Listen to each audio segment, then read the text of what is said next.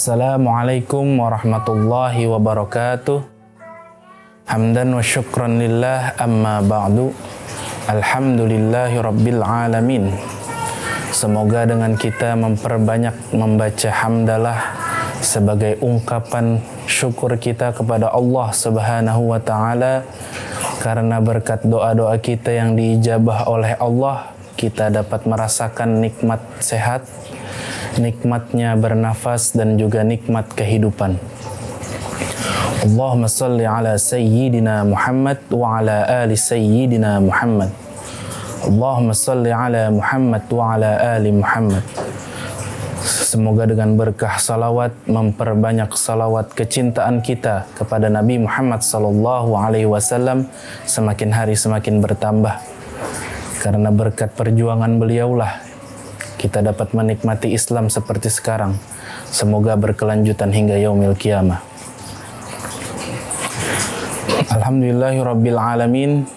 Pada hari ini kita telah memasuki bulan suci Ramadan, di mana di bulan ini terdapat banyak sekali kebaikan, dan juga kita diwajibkan untuk berpuasa 1 bulan penuh. Sebagaimana firman Allah, A'udzubillahi minasyaitonirrajim. Bismillahirrahmanirrahim.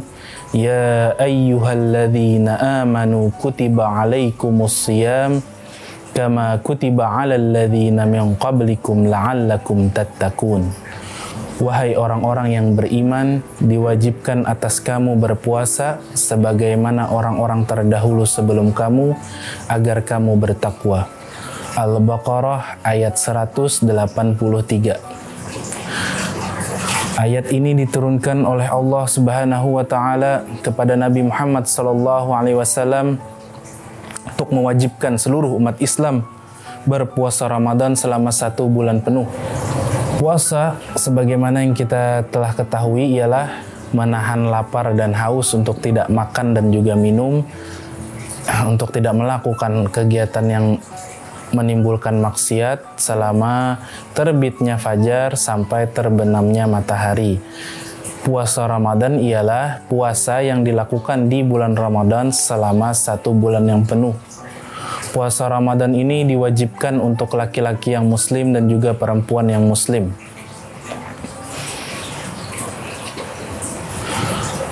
Sebelum kita berpuasa Ramadan, kita diharuskan untuk mengetahui kapan awal mula puasa Ramadan terjadi. Islam mengaturnya dengan 3 cara. Yang pertama ialah ru'yatul hilal, atau yang biasa kita sebut dengan melihat hilal. Hal ini sering dilakukan oleh Kementerian Agama, Majelis Ulama Indonesia, dengan melihat bulan dengan mata telanjang maupun dengan alat khusus, yaitu teropong yang memiliki jarak yang jauh. Apabila bulan terlihat, maka dipastikan besok sudah memasuki bulan Ramadan. Cara yang kedua, apabila bulan tidak terlihat dikarenakan cuaca yang buruk, bisa menggunakan cara istikmal, yaitu dengan cara membulatkan atau menggenapkan bulan Sya'ban menjadi 30 hari. Cara yang ketiga ialah metode hisab. Nah, yang ini biasa digunakan oleh ahli-ahli astronomi, atau bahasa Islamnya disebut ilmu falak, untuk menentukan dengan rumus tertentu mencari bulan baru. Ketika awal puasa sudah ditentukan, maka yang harus pertama kali kita lakukan ialah niat puasa. Sebagaimana yang telah kita ketahui, niat puasa berbunyi nawaitu shauma ghadin an ada'i fardhi syahr ramadhana hazihi sanati lillahi ta'ala. Setelah berniat, niat ini bisa dibaca ketika malam hari sampai sebelum imsak. Sebelum imsak kita dianjurkan, disunnahkan untuk mengerjakan makan sahur dan mengakhiri makan sahur dengan tanda imsak. Lalu azan subuh, mulailah kita berpuasa. Puasa dalam artian tidak makan dan minum, tidak melakukan hal-hal yang membatalkan puasa dari terbitnya fajar sampai tenggelamnya matahari. Lalu apa saja larangan-larangan yang dapat membatalkan puasa kita? Yang pertama, makan dan minum dengan sengaja. Sudah pasti membatalkan puasa. Yang kedua ialah muntah dengan sengaja. Apabila fisik kita kuat untuk berpuasa, namun kita sengaja memuntahkan isi perut kita, maka puasa kita batal. Selanjutnya ialah memasukkan cairan, tidak melalui mulut, namun misalnya seperti menyuntikkan sesuatu ke badan kita melalui infus ataupun transfusi darah yang sifatnya menyegarkan badan ataupun mengenyangkan perut. Hal tersebut dapat membatalkan puasa. Selanjutnya ialah larangan untuk mata dan telinga, dalam artian apabila kita sengaja melihat atau mendengar hal-hal yang membangkitkan nafsu syahwat kita, hal tersebut dapat membatalkan puasa. Yang terakhir ialah dosa lisan yang masih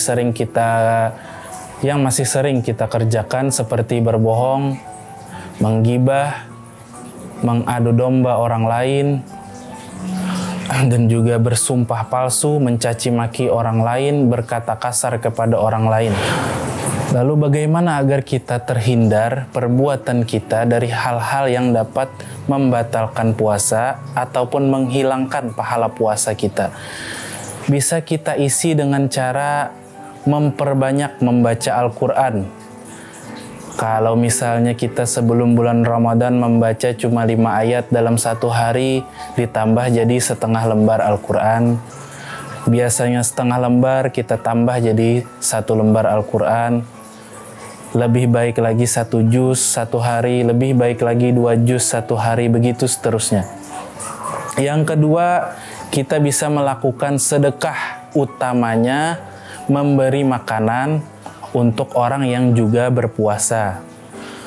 Kemudian kita disunahkan untuk memperbanyak sholat sunnah.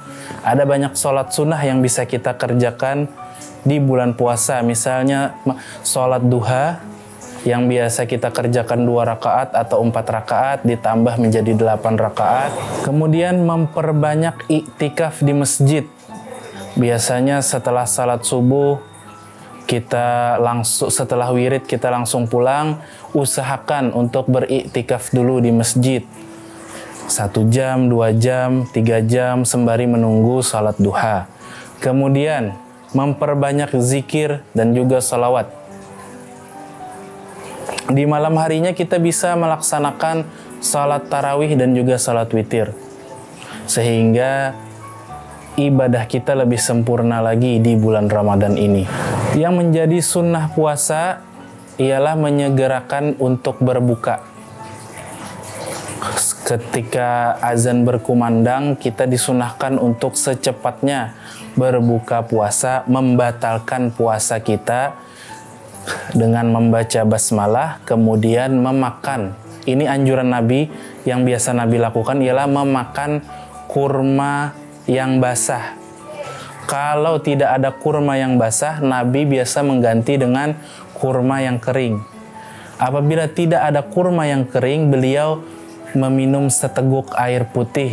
Setelah itu Nabi membaca doa berbuka puasa sebagaimana hadis yang diriwayatkan oleh Abu Daud dari Ibnu Umar radhiyallahu anhu, bahwasanya beliau selalu mendengar Nabi membaca doa berbuka puasa yang berbunyi, zahaba zama'u wa batalatil uruku wa thabatal ajru insyaallah. Setelah membaca doa, beliau kemudian sholat maghrib lalu makan. Itulah tadi serangkaian tata cara puasa Ramadan yang dianjurkan oleh Allah Subhanahu wa taala melalui Al-Qur'an dan juga anjuran dari Nabi Muhammad sallallahu alaihi wasallam.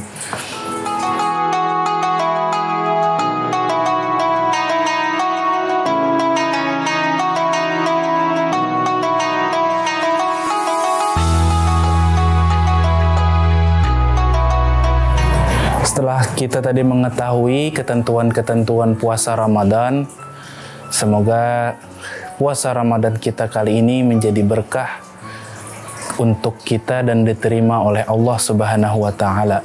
Di awal tadi disinggung bahwa Islam mewajibkan untuk setiap umat muslim, baik laki-laki maupun perempuan, untuk melaksanakan ibadah puasa Ramadan. Namun Islam juga memberi pengecualian untuk orang-orang yang diperbolehkan untuk tidak berpuasa. Yang pertama ialah musafir atau orang yang sedang dalam perjalanan. Perjalanan di sini dalam artian memiliki jarak tempuh sejauh 80 km, di mana selama ia menjadi musafir, ia melewati daerah yang kekeringan, cuaca yang panas, tidak ada tempat untuk berteduh. Maka ia diperbolehkan untuk tidak berpuasa. Namun ia diwajibkan untuk mengqadha puasanya, membayar puasa selain dari bulan puasa. Yang kedua ialah orang lansia atau lanjut usia, di mana usianya sudah sepuh, ia tidak kuat lagi untuk berpuasa, maka diwajibkan atas dirinya untuk membayar fidyah. Tidak wajib untuk mengqadha puasa, namun diwajibkan untuk membayar fidyah. Apa itu fidyah? Fidyah ialah sedekah yang kita berikan kepada fakir miskin dengan niat kita mengganti puasa Ramadan. Ketentuan fidyah ialah memberi makanan pokok senilai yang kita makan dalam satu hari kepada fakir miskin. Kalau tidak bisa, kita bisa membeli beras senilai makanan yang kita makan setiap harinya. Kalau juga tidak bisa, kita dianjurkan memberi uang senilai makanan yang kita makan dalam satu hari. Selanjutnya ialah orang yang hamil dan juga menyusui. Hal ini terbagi dua. Apabila ia khawatir akan keselamatan bayinya ketika ia puasa pada saat menyusui, khawatir gizi dari ASI-nya berkurang atau anaknya sedang dalam keadaan sakit, maka diwajibkan atas dirinya membayar qadha dan juga fidyah.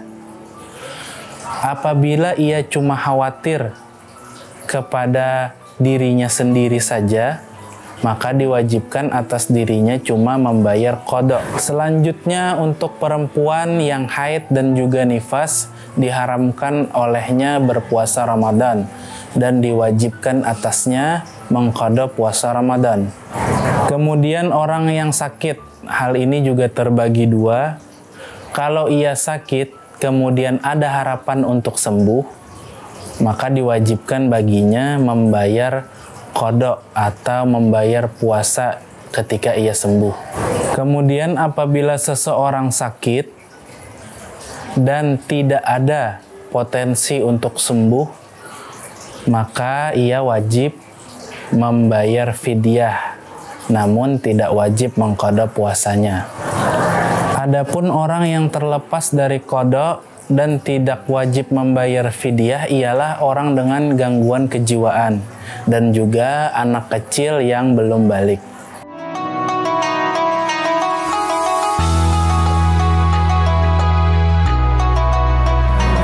Itulah tadi serangkaian pembahasan kita tentang puasa Ramadan.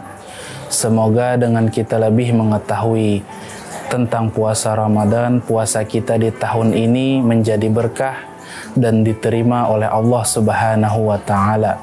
Amin, amin ya rabbal alamin. Sekian dan terima kasih. Salah hilap mohon maaf. Wabillahi taufik wal hidayah. Assalamualaikum warahmatullahi wabarakatuh.